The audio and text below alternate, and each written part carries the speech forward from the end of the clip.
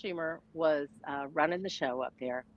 And when he had other victims of other shootings up there prior to me on the second panel, I mean, he was leaning forward and looking empathetic and feeling their pain. And when I got up there, he was kicked back, chatting with his aide, and I swear to you, rolled his eyes more than once. And so my storytelling in that particular instance really wasn't very good because it was throwing me off. Watching this guy up there, I couldn't believe it. I had never seen anybody be so rude. Buy my novel, Escape from the Village, from major booksellers online. Go to escapevillage.com. Subscribe to the Substack. Go to fountainheadforum.substack.com.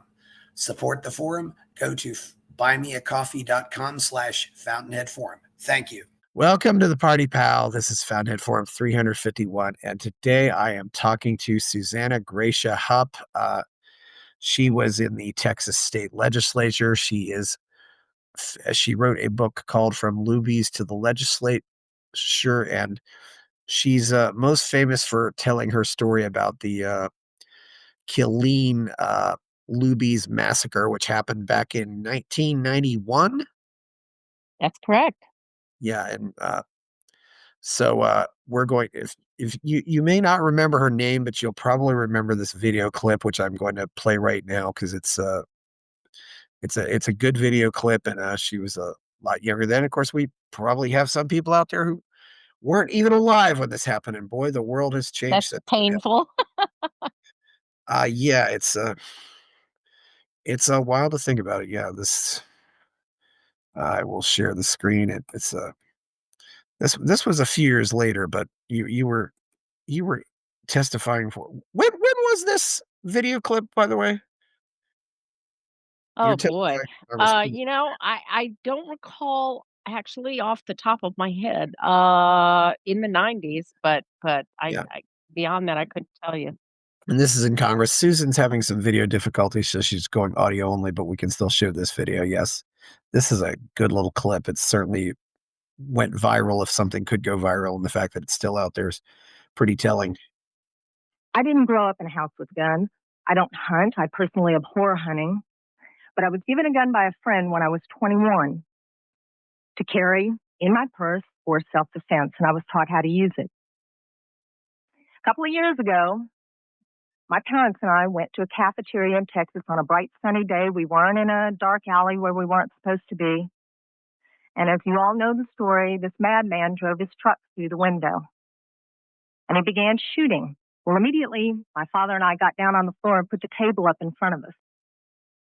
And this guy kept shooting. And you're thinking, what could it be? Is it a robbery? That's the first thing that generally comes to mind. And he keeps shooting. It took me a good 45 seconds to realize that this man wasn't there to commit a robbery. He wasn't there for a hit. He was there to simply shoot as many people as he possibly could. Now, I'd like to make something clear. I hear all this talk about how many bullets can go in a clip. I've been there. I can tell you it doesn't matter. It takes 1 second to switch out a clip. You can have 1 bullet or 100 bullets. It doesn't matter, guys. I've been there. He goes, stump, stump, just like that. That's not enough time to rush a man. I promise you. When I finally realized what was occurring, I thought, I got him. And I reached for my purse. He was maybe 12 feet away. Is it possible my gun could have jammed? Sure. Is it possible I could have missed? Sure. But I can tell you I've hit much smaller targets at much greater distances. But then I realized that a couple of months earlier, I had made the stupidest decision of my life. I took my gun out of my purse and left it in my car. Because as you well know, in the state of Texas, it's sometimes a felony offense to carry a gun in your purse. I can tell you that I'm not mad at the guy that did this. As he continued, it was obvious that he was a madman. My father at that point said, I've got to do something. I've got to do something. He's going to kill everybody in here. And he rushed the man. No way. This guy turned, shot him in the chest. He went down, was obviously mortally wounded. For whatever reason, that made the man change directions and go off to my left. Shortly thereafter, someone at the back of the restaurant broke out a window. When I saw what looked like an opportunity to escape, I turned around and I grabbed my mother by the shirt and I said, come on, we've got to run, we've got to get out of here. And then my feet grew wings and I was out the back window. As soon as I got out, I realized that my mother had not followed me out. And as I learned from the police officers, she had crawled over to where my father was and cradled him until the guy got back around her, put the gun to her head. She looked up at him, put her head down, and he pulled the trigger. My parents had just had their 47th wedding anniversary. She wasn't going anywhere. As I mentioned, I'm not really mad at the guy that did this. And I'm certainly not mad at the guns that did this. They didn't walk in there by themselves and pull their own triggers. The guy that did it was a lunatic. That's like being mad at a rabid dog. I'm mad at my legislators for legislating me out of the right to protect myself and my family. I would much rather be sitting in jail with a felony offense on my head and have my parents alive. As far as these so-called... That's a great clip. I think that's enough, but yeah. You've watched this how many times? Actually, I've probably only watched it 3 Oh, wow. over the years. I know it goes around and frequently. Yeah, that And was an interesting. To be honest with you, that one was a bit different from any other time I've testified. I've testified, I think, 4 times in front of Congress and 2 or 3 times in front of the Senate, and I've testified in over half the states' legislatures across the country. And that one was a little bit stilted, and the reason for it is because of what had gone on prior to that testimony. Do you have? Shall I share that with you? yeah, go ahead. Yeah, I really always love this part. And you sound so sincere when you say, "I'd rather be in jail with a felon and have my parents alive." And of course, the law has changed now here in Texas. Yes, it has. Yay! Yes, it has. Yes. Um, in that particular case, I had been slated to speak on a panel. At the very first panel, they were planning on having 3 of them. I was slated to speak on the first one with Sarah Brady. Remember good old Sarah Brady? Yes, Sarah Brady, Jim Brady's wife, who Yes, was this, yes. and of course, was never really quite the same after that unfortunate day. No, that was I was 9 years old when that happened. I remember my friend called me up, said, "Did you hear about somebody trying to shoot the president?" Yeah, and yeah. it's yeah, It's an awful thing, but yeah. Sarah Brady was the one that created the now I'm drawing a blank on the name, the anti-gun group. What the heck is the name of that group? Anyway, There've been most so many of them. yeah, There's been Brady Center, yeah, she was one of the first. Anyway, I was slated to be on the original panel with her, and I told a friend of mine the night before. I called him and I said there's no way they're going to let me on the same panel as her. There's absolutely no way, because to be brutally honest, she was kind of an idiot. She was not good. She was certainly not good at debating in any way, shape, or form. And sure enough, first thing in the morning, they say, "Oh yeah, we pulled you off that panel and we put you on the 3rd panel." So I had to listen for hours. I had to sit there, and they were hoping to also to get rid of a lot of the media, right? A lot of the press that was present, because they tend to come for just the first hour or 2. But I think a lot of the purpose of that was just keeping us separated, not allowing me to argue some of the points she was making, and I had to listen to and watch Chuck Schumer pick up these. They had all of these guns laid out there. And by the way, there wasn't a beautiful wood stock in the mix. Okay, there was not a pretty gun out there. They were all the ugly guns, what I would call the ones that they put up on screen to make them look scary, you know. And I would watch him pick them up like they were dead rats, if you could picture this with, your thumb and forefinger, picking it up and Yes. having it dangle between your fingers. And oh, over those 3 hours, I heard him or the others say something along the lines of, this gun has no legitimate sporting purpose. I heard that for hours. And that was when I finally, at the end, said, the Second Amendment's got nothing to do with duck hunting. It has to do with all of us being able to protect ourselves from all of you. And Yeah. I thought twice about saying it because I knew it was going to be a bit extreme and a bit radical, but somebody needed to say it, and I didn't have a job to lose, So that was pretty much it. Yeah, and you were a chiropractor, so you probably had some flexibility that you could go testify all of these places. I did. Uh, I did. yeah. When did you first run for the legislature? I ran in 96. Yeah, I had to think about that a second. 96. Yeah, I actually entered the Texas State Legislature in 96. Yes. yeah, and that organization was the Brady campaign There it is. Thank you. Brady campaign to prevent gun violence. Yeah, you were in.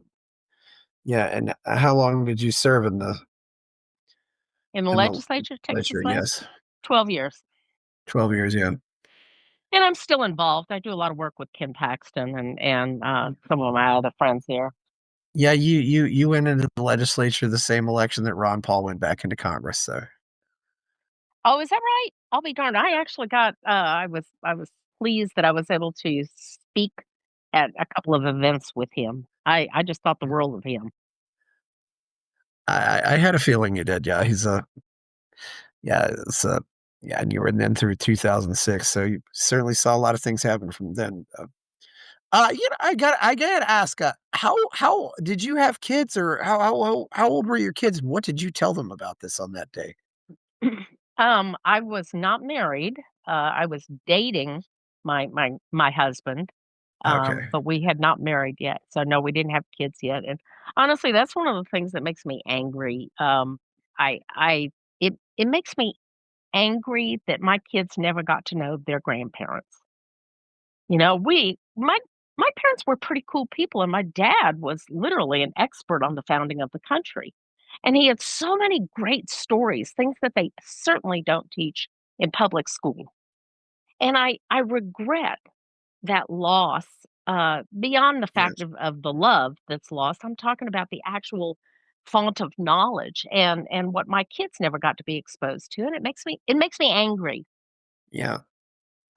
That's something too. I mean, obviously, I think when my father died, that was the first thing. I mean, I have kids. They'll never know my dad. It's I don't know if you Yeah. had, but I am curious. Just how I don't know. Maybe you had nieces or nephews. Just Mm, I how do you talk to children about something like the Luby's massacre? I really am curious about that. um I mean, I don't take I'm trying to think about your question there a minute. I Yeah, don't know that I've ever taken it upon myself to speak to other people's children about it. yeah, When my children were old enough, they yeah, they and I don't know what old enough means. I don't even really remember when, it wasn't like we ever sat them down and told them the story. They just kind of absorbed it over the years. They saw me on television a lot. They heard me. yeah. We had documentary crews out to the house pretty frequently. And we also did the Eddie Eagle program with our kids when they were very small. So they were exposed. I'll just put it that way. Yeah, this was October 16th, 1991. George Hennard. Just yeah, Now, I will tell you that one of my things that I have put out there for many, many years, and now I'm happy to say a lot of the media is doing this. I, they always sit back and say, "What can we do? How can we make a difference?" And what I always told them is, one thing you can do is, look, I know you got a report. So you talk about the person, you do what it is you need to do for a couple of days, and then make a pact with yourselves.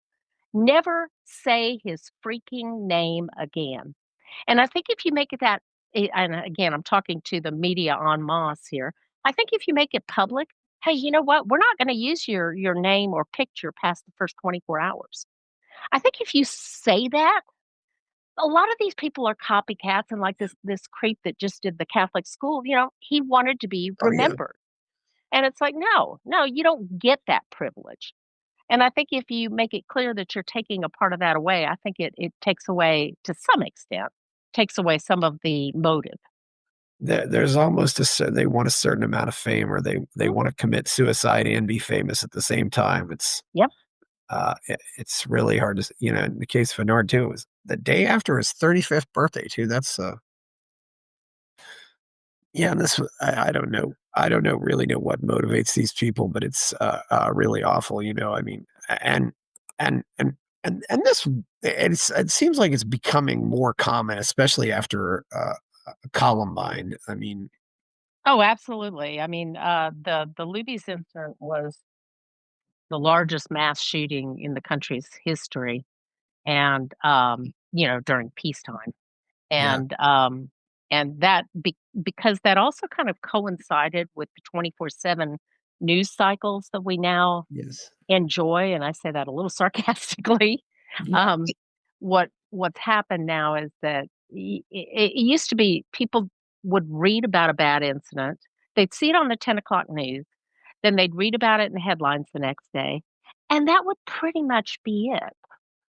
But now you hear it over and over and over and over again over a period of several days or a week.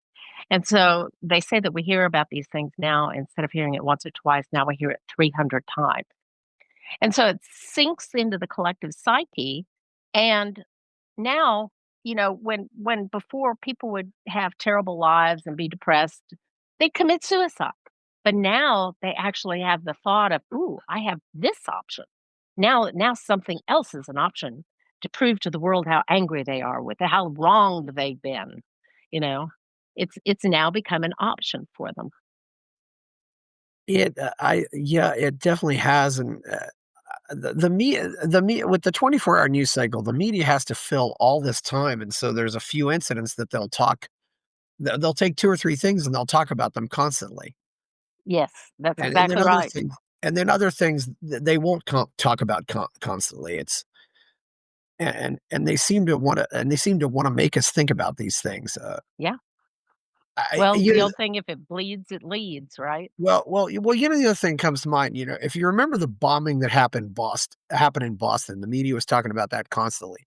But then that explosion happened in West, and the media talked about it for 5 seconds and then forgot Yeah. about it. Even Yeah. though that explosion was worse and was more deadly. Yeah. It's And weird, isn't it? yeah, and the West bombing was certainly, I mean, you've seen videos of that. That thing was absence.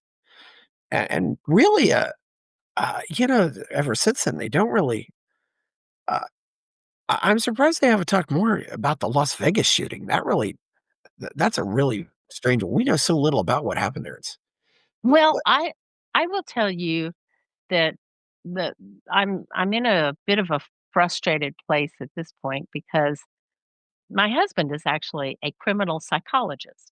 oh, And so now don't misunderstand, that doesn't mean he sits across the table from criminals and says, "How does that make you feel?"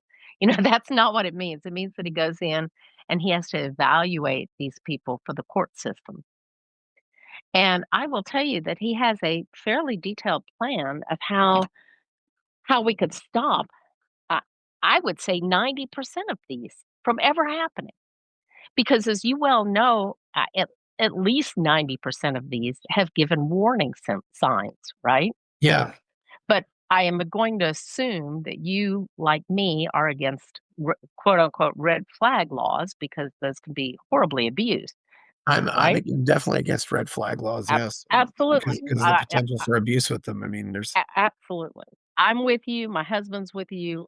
Most thinking people are. But there are ways of, if someone has exhibited these behaviors, they can be evaluated. The court can order an evaluation.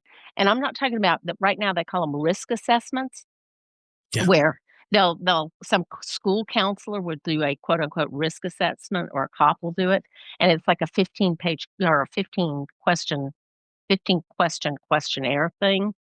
That's not what I'm talking about. What I'm talking about is what's called a threat assessment, which has it's a much more involved thing, and it has to be done by a PhD level person. And And that, if they come up and he said, you can't fake those. Yeah, that you can't come in. It's not the simple, do you have a gun? Do you know how to use it? Are you thinking about hurting yourself or others? It's much more involved. And if they do come up, I guess you would say positive, then they can be held.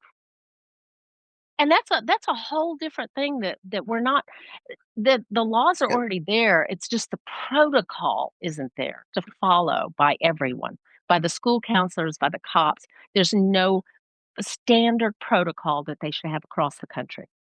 yeah. One thing I do want to ask, more importantly, your video, I think is that video I think is a really great. You don't really get angry or emotional. You seem very calm, very non-threatening, and I'm sure.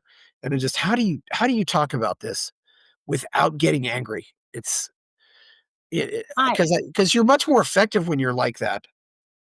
I um I mean, generally, I would tell people I don't when I tell the story, I just tell the story. I don't relive it. You go into a different Yeah. mindset, and you just. But I will say again, I really didn't do a very good job in that one, and the reason was because I had been kept waiting so very long. And one thing that you don't see in that video that I talk about in the book, Yeah. and I know this is going to be hard to believe, but I know there's got to be a camera angle somewhere that caught it. I will tell you that um, oh, what's his name? Charles Schumer. I drawn a Yeah. blank all this Charles morning. Schumer, yes. Yeah, I haven't had New my York. coffee yet. Yeah, Yeah. Charles Schumer was running the show up there, and when he had other victims of other shootings up there prior to me on the second panel, I mean, he was leaning forward and looking empathetic and feeling their pain. And when I got up there, he was kicked back, chatting with his aide, and I swear to you, rolled his eyes more than once. And so my storytelling in that particular instance really wasn't very good because it was throwing me off. Watching this guy up there, I couldn't believe it. I had never seen anybody be so rude before, I ever. think he wanted to throw you off probably. I mean, Maybe, and I shouldn't have let it get to me, but it did. It did. yeah, And, and of course, if you've been involved with the Texas state legislature, I know what you mean. You can wait hours and hours to speak. I it seems like they do it on purpose. I don't know. I can only not I will tell you, not typically, but I will also say, having chaired a committee there, I mean, there is a certain strategy to how you build out the day, right? yeah, there is. I've seen yeah, there's hopefully there's a but you also went around and you spoke to I mean, I think you really made a difference here. I really do. Well, Yeah, you're kind. I'd like to think I did, but I you never know, but it's nice to think I did. well, I mean, it's certainly changed in Texas, and I see other maps where we have different laws, concealed carry, open carry. I mean, and in some cases, just no restrictions at all. Uh, I mean, You know, I actually filed, as far as I know, the very first constitutional carry bill way back when, and I back then we called it Vermont style carry yes, because Vermont was the only place that actually had what we now call constitutional carry. And I filed it knowing that I wasn't going to pass it. We had only had concealed carry for a couple of years. I knew I wasn't gonna pass it, but I wanted to start educating the legislators and the media and the public that, "Hey, folks, this exists. This is not a radical idea." So, yeah, yeah, I hope that I started that trend as well. yeah, yeah. Constitutional carry is just no permits, and you just carry your gun, and that's it. And yes, this is in Vermont, the home of Bernie Sanders. So Isn't that funny? And that I was one of my arguments. I'd say, "Well, let me ask you, Mr. Legislator," typically Democrat legislator, yeah. "you telling me that the people of Vermont are more trustworthy than your constituents?" Yeah, it was just a great standard line. Made them go, Yes, well, there was always that, it doesn't really exist anymore, but 30 years ago, there was still what you'd call the country, as I call them, the country Democrats. Yes. I'm from West Virginia, and they were you always and that's another place where they absolutely love their guns. I mean, yeah, Yep. you know, Yeah, we certainly had them in rural Texas. yeah, I I mean, was the first Republican to hold my seat, and it was always that what you would call country Democrat. yeah, We called them yellow dogs, yellow yeah, dog Democrats. but just not in the big city, not in the No. small town. I mean, the first day that you can shoot male deer with guns in West Virginia, a lot of counties will just say, oh, they'll just close the schools that day. It's Oh, good because grief. one third of the kids won't be there anyway Mm, mm, because they're going mhm. hunting. And, that is one of the few things that you still see, dad, maybe mom or grandpa, they go out and that's still a family activity. Yes, and, Learn that's actually one thing I regret in that video that you, played, that when I said I abhor hunting, that's not really true. I Yeah, mean, I'm not into it. I support hunting 100%. And if it ever came down to it, I'd be the first one to blast Bambi to feed my family. I don't get into going out and hunting. yeah. I remember so many people had that uproar when Ted Nugent had that hunt for the homeless. He says, "We're gonna go hunting and we're gonna give the food to the homeless," and people were just like, "Don't." Yeah, yeah. Ted's a great guy. Yeah, yeah. Who have been some of your political heroes or activist heroes over the years? I mean, you mentioned Ted. I mean, you mentioned Dr. Paul. Who else? Um, Ted Cruz is a big one. Ken Paxton is a big one. Um, Gosh, I will tell you that one of my favorite people that is long gone, and most of your people won't remember him, but he was at the time that I this happened, he was actually the vice president of the NRA, and his name was Neil Knox. Neil Knox. And yes, and luck, that's not the right word, as fate would have it, his brother was very nearly in the Luby's with me. His Oh, brother, I mean, it was a fluke thing.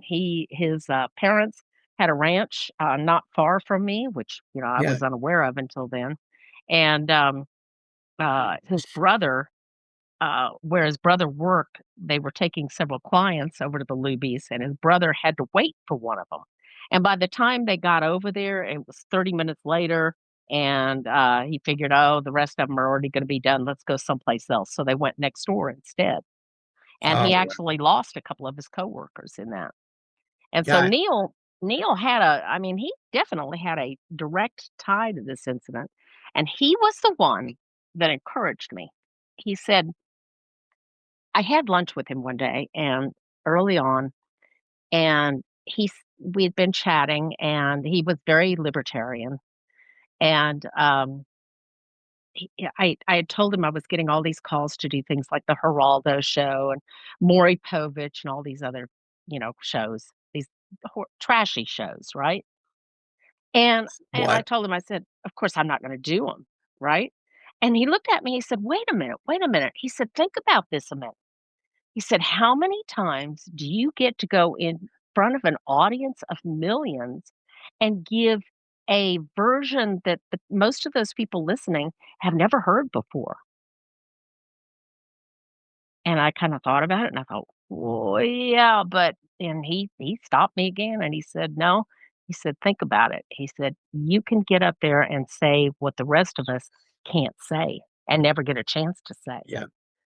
And so I did. I went on all those trashy shows, and people thought I was making money doing it. No, I was losing money because they don't pay you to go on those, and they actually, I would lose money being away from my clinic, so Oh, yeah, I wondered about that. It's, because there is a lot of it's not like you can do Zooms on it. Yeah, I'd not heard of Neil Knox. I do have to say, what's your overall? Because I'm pretty radical about this, and a lot of people will say that the NRA compromises way too much. I mean, I don't know if you wanna comment on that or not.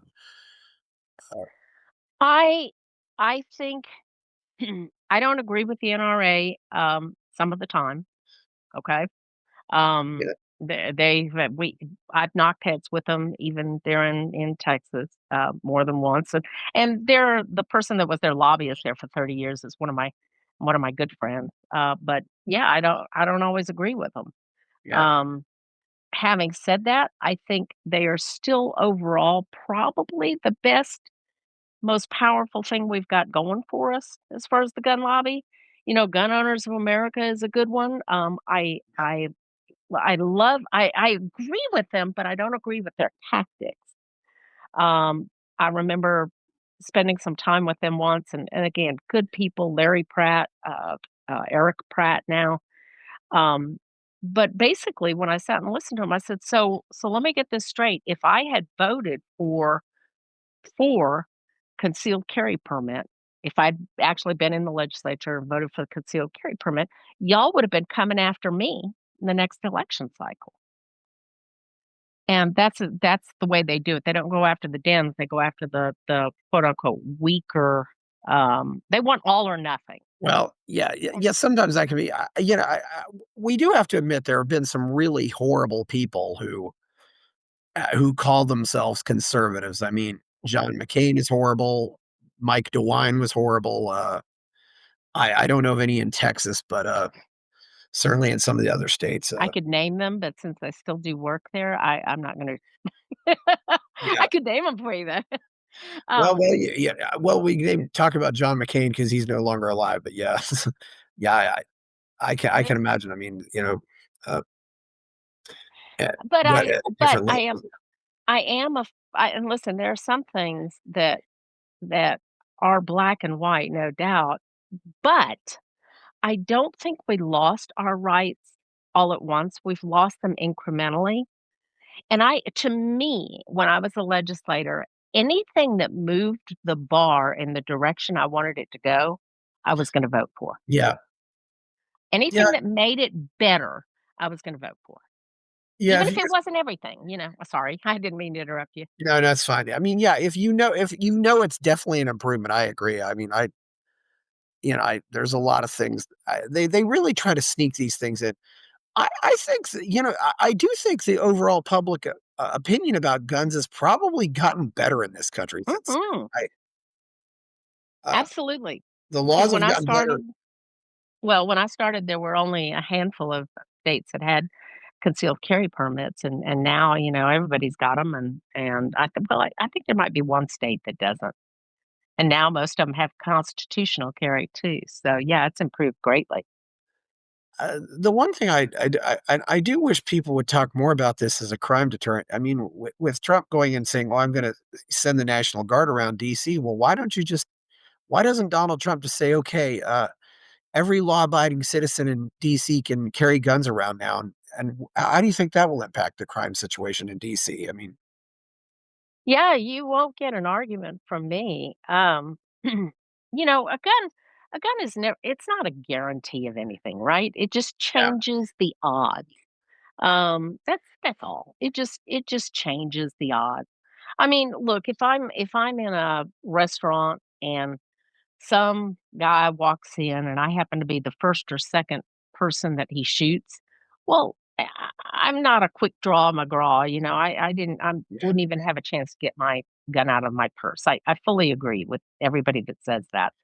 But if you happen to be sitting 6 or 7 people away, you might be able to stop that person instead of getting a 30 or 50 body bag count, you know, maybe you can hold it to 2. yes, That's all. Just changing the odds. but I do also think sometimes the fear that somebody's going to get shot prevents all this from happening. I mean, That's why we shouldn't have gun-free yeah, zones.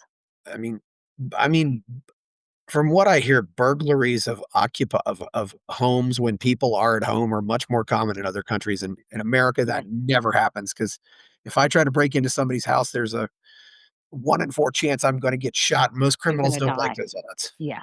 Yeah, no, that is exactly correct. Most criminals are just exactly that, they're criminals. They're not deliberately evil. So people like the guy in that shot up my you know, the restaurant that I was in. I mean, that's somebody that's evil, and you have to teach your kids that evil actually exists.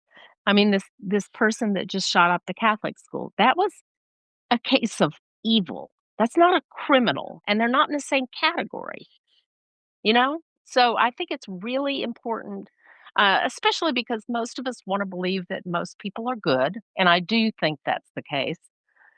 But it's very important to teach children that evil does exist. And you're not I mean, you wouldn't believe the stupid things I've had people say to me, in interviews or on radio shows and whatnot, where, you'll get a caller that'll say, "Well, have did you consider maybe trying to talk him down?" It's like, you honestly, somebody that would say that truly has no grasp on reality.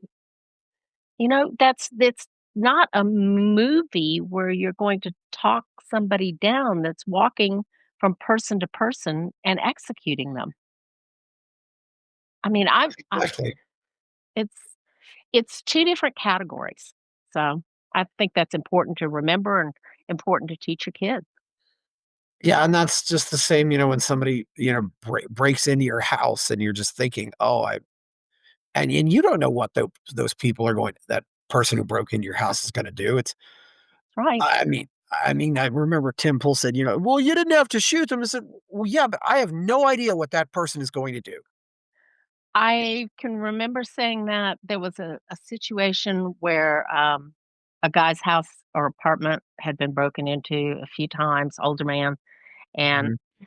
he had gotten a gun, and next time it got broken into, he sees a figure climbing through the window at night, and he shoots him.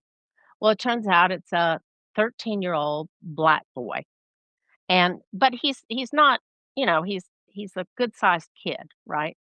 Yeah. And mama is on TV going, "Oh my god, he wasn't there to hurt anybody. He was just feeding his drug habit, and he was just there to take the TV." And I started saying in a lot of my interviews, "Let me make it real clear. I've got 2 kids at home, and if I wake up in the middle of the night and there's someone in my house that shouldn't be there, I'm shooting them. I'm shooting them, and Yeah. I'm shooting them multiple times, and let me tell you why. It's because I'm not about to I'm not gonna turn on the light. I don't care what color they are. I'm not turning on the light. I don't care. I'm not gonna turn on the light and ask them, 'How old are you?' I'm I my Here's my problem. My children and the rest of my family are my responsibility, and if I don't shoot and it turns out you're not there just to steal the TV, it turns out you're actually there to rape and murder my children, then I Yes. failed. I failed. So I'm not asking if you're in my house in the middle of the night, the best of my ability, you're dead. And that sucks, but it sucks less. I would lose less sleep over that than if you hurt my family. Exactly, and, you quite possibly end up preventing some other home invasion too. Yeah.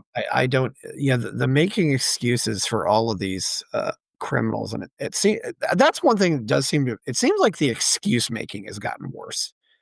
I I think it's and some states especially. yeah, I don't know. I mean, I've and ever since, the Catholic school shooting, I just said, "Okay, is Trump going to start working on the Minnesota-Alberta trade?" I mean, that seems like a pretty good swap if you ask me. Well, We can have Alberta and they can have Minnesota. you know, and I told you what my husband does, Yeah, criminal psychologist, and sometimes he comes home and without giving me details, he'll say, "Man, I had a guy today that is one of those that never had a chance."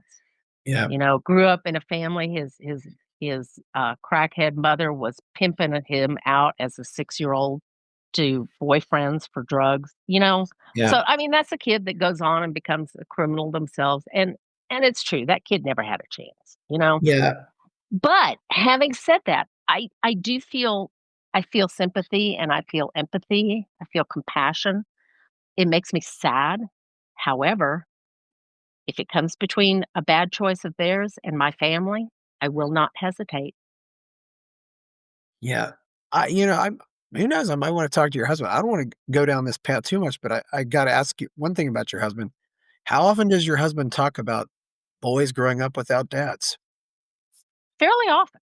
Yeah, that's Yeah. definitely that's definitely a factor in our society, although right now the boys that have grown up without dads, I'm not sure they make the best role models either. So, Yeah, I you mean, know, and now we've got some cases, multiple generations who didn't know their dads. It's really, really getting to be not a good situation. no, Yeah. no, it's not. I do wonder. I don't know if you've ever been to Europe, but I certainly have my friends in Europe. I mean, what would do you think would happen in Europe? Let's say if they just had, or just say England, if they just had 3 or 4 Kyle Rittenhouse incidents, I think that would change the culture immediately. It's I yeah, I don't know. I'll tell you that I've done a lot of interviews, a lot of documentaries that were from overseas, like Japan and Great Britain and Norway and Switzerland and whatnot. And yeah, I got to where, particularly with the UK, I got to where I wouldn't do them unless it was a full blown interview. When I say full blown, I mean 30 more minutes or more. I'm not doing a 5 minute deal. yeah, And the reason is because they honestly don't understand the concept of the Second Amendment and the right to protect yourself. They genuinely don't get it. And so you can't explain that to somebody in 5 minutes or less or in a couple of sound bites. You can't. And so I got to the point where it's like I can't there's no way I can get through to these people in a short period of time, so I'm not going to do it. I will say that I got convinced to do it with one a few years back, and, only because a friend of mine had actually interviewed with the guy and said, "No, no, no, this guy, he's really genuinely trying to understand." And so I met him out in front of the Texas State Capitol on one of those benches and had a long interview out there. And I remember telling him, I said, after we've passed all these great laws in Texas, I said, now that I have a concealed carry permit, and that allows me to go up to those Capitol doors, and I pointed, and, of course, we have metal detectors right inside.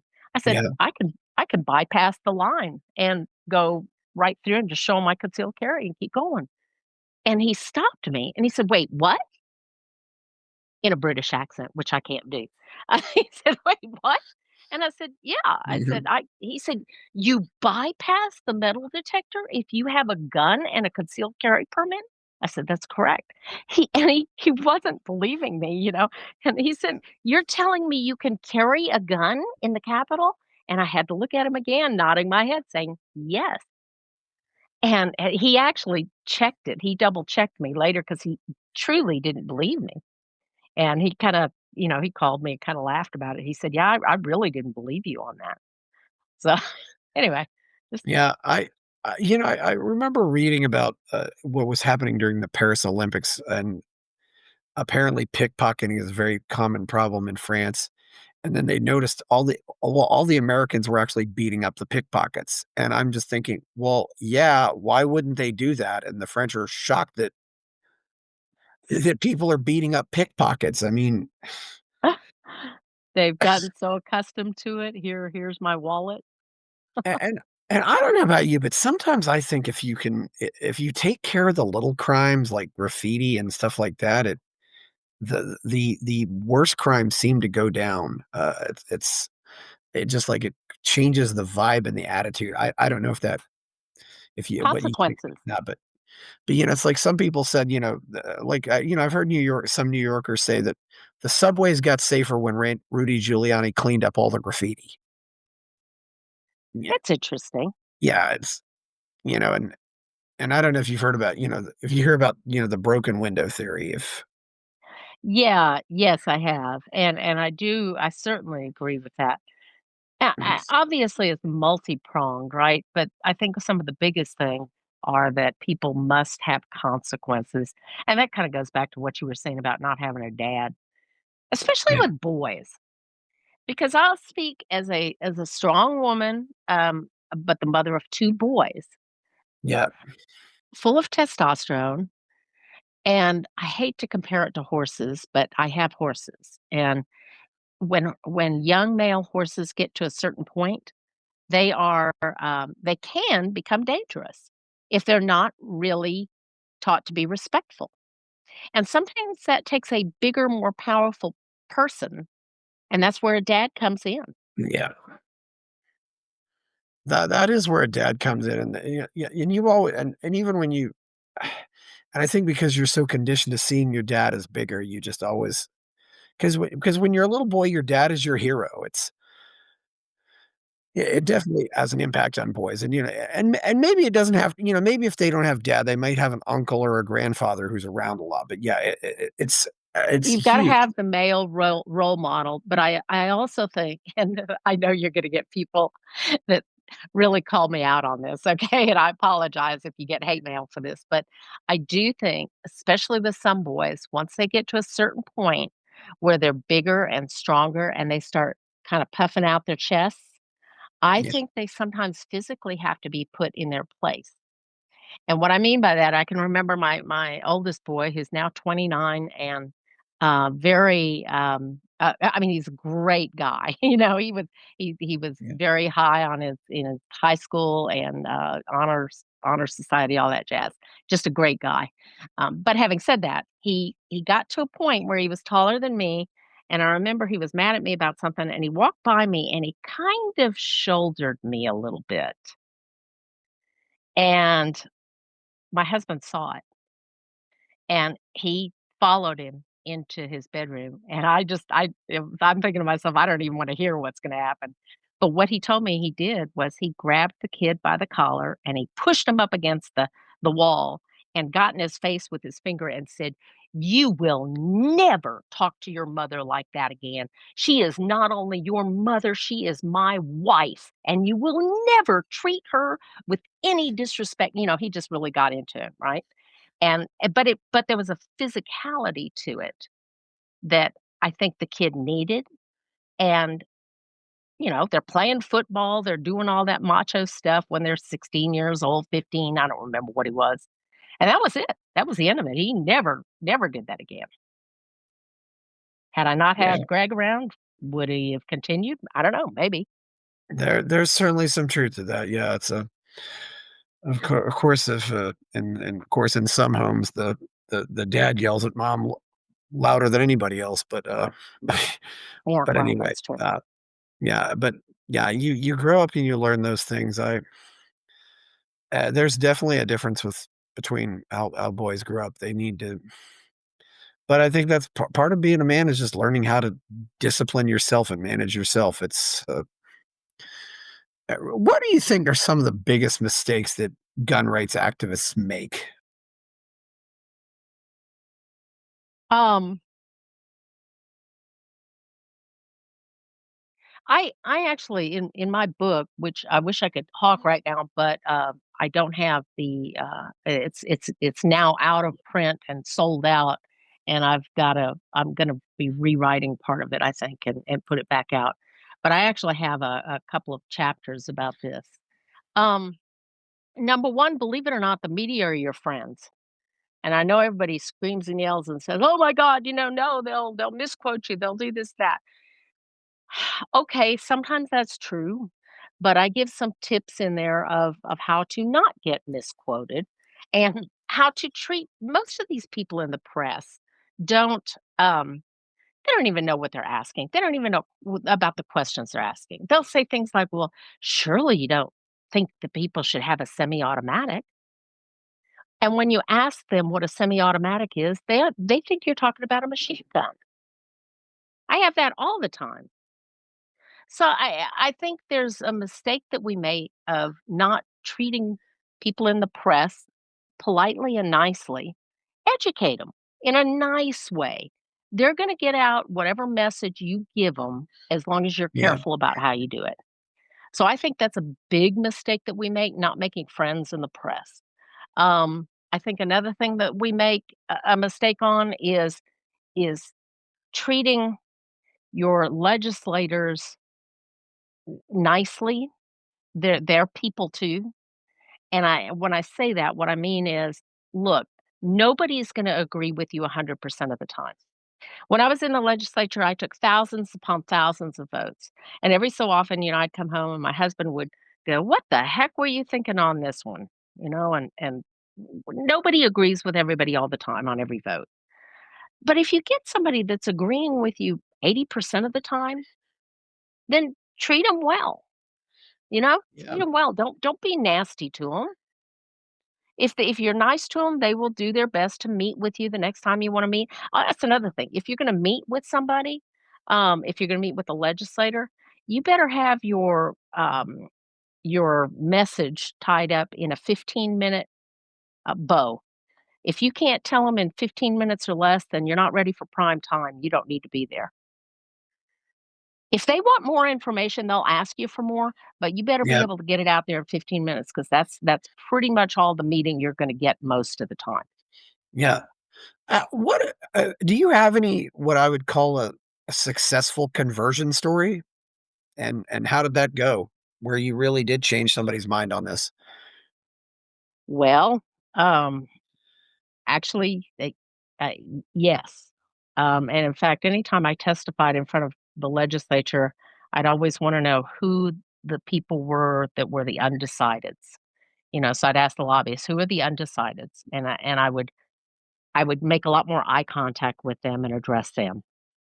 Um, I can tell you that in according to Keith Oakley, um, who was the chairman of the Public Safety Committee. I think they called it something else back then, when we were trying to get concealed carry passed in Texas.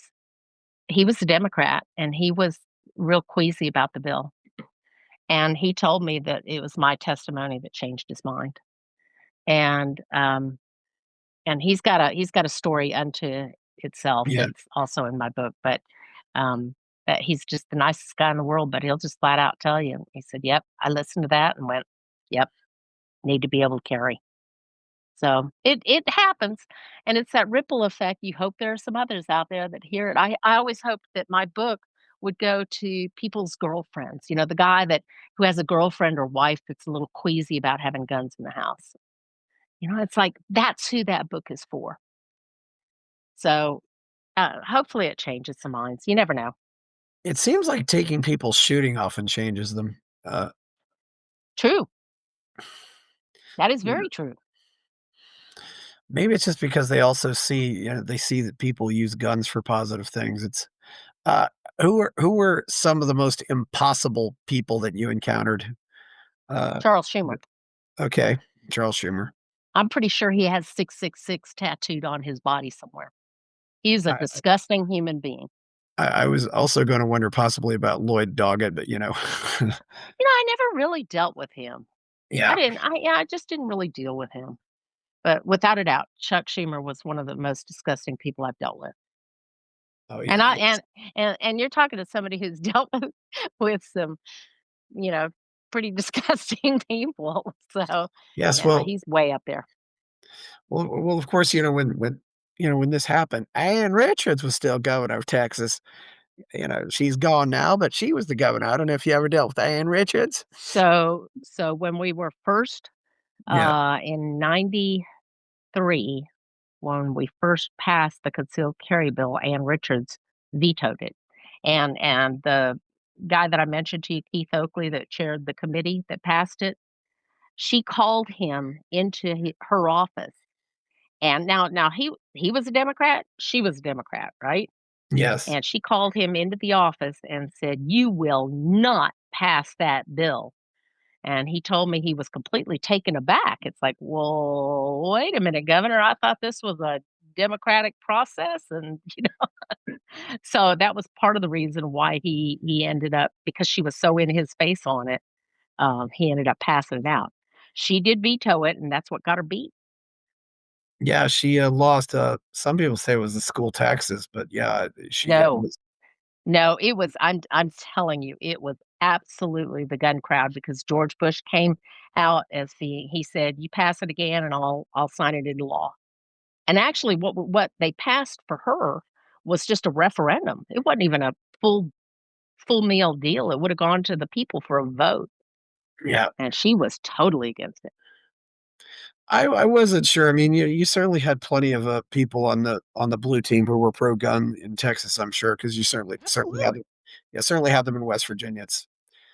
I mean, really, for me, I think the bigger villains, like I said, are people like John McCain and Mike DeWine because they're supposed to be in the alleged Yeah, conservative yeah, party. I yeah, know when absolutely. I lived in Columbus, the Gunners American people like that, they absolutely hated Mike DeWine. That's Well, you hate the ones that profess to be one thing and then yeah. kinda, pardon my language, screw you on the back end, it's like, anyway. Yeah, I think it helps too that I don't know if there's anybody in what I would call the conservative media who's anti-gun. They're almost all overwhelmingly pro-gun. It's I think they've now seen, now that we do have concealed carry or constitutional carry pretty much everywhere, that it's not the wild, wild west like everybody always says it would be. It's just not what happens. Now, have we had multiple, mass shootings? Yes, we have, and it's yeah. always been in places where people can't carry guns, people can't protect themselves, always that way. Those kinda creeps, like I said, that's a step up, that's an evil, that's not your common criminal, that's an evil person that is looking to rack up a body bag count, and they are not gonna go where, they're not gonna go to an NRA convention. They're not gonna go to a gun show. They're gonna go where they know people can't legally carry. Yeah, and the other thing too is, second, and to yeah, I should say too, the NRA still has some really good classes. I mean, they're very much out there on the educational front. I mean, Do they still do the Eddie Eagle? I'm not really sure. I mean, I've taken a class at the NRA. I mean, I definitely think you should. I'm not going to say it should be required by law, but I definitely think you should take a class before you go out and buy a gun and learn Yeah, the basic rules. I said, the most important being was if you don't know, the gun is loaded. Yes. absolutely. Yeah. Most dangerous thing in the world is an unloaded gun. Yes. I'll remember that. The most dangerous thing in the world is an unloaded gun. Yes. Guy taught me that when I was probably 20. He said, "No, you always," because I can remember thinking, "Oh, well, I'll leave it unloaded," and they said, "Absolutely not." Because number 1, if you needed it loaded, and number 2, if you think it's unloaded, you won't handle it the same way. Yeah. And, of course, Brandon Lee, they thought there were blanks in the gun and they were real. And they Right. were real. And Brandon Lee is gone. Yeah. So Yeah. So many of them. There was another one recently, uh, Alec what's his Baldwin. name? Yeah, Alec Baldwin. Yeah, Perfect I example. I I I don't know what happened there. I think it's quite unfortunate when people just go so partisan on these issues. I mean, look at the facts and try to find out if the guy really is guilty. I mean, Yeah, I don't think there's a single person out there who said Kyle Rittenhouse is video guilty who actually sat down and watched the and watched it. footage. Agreed wholeheartedly. And That of was course, heartbreaking. and unfortunately, also, I got to tell you too, since it's been 5 years.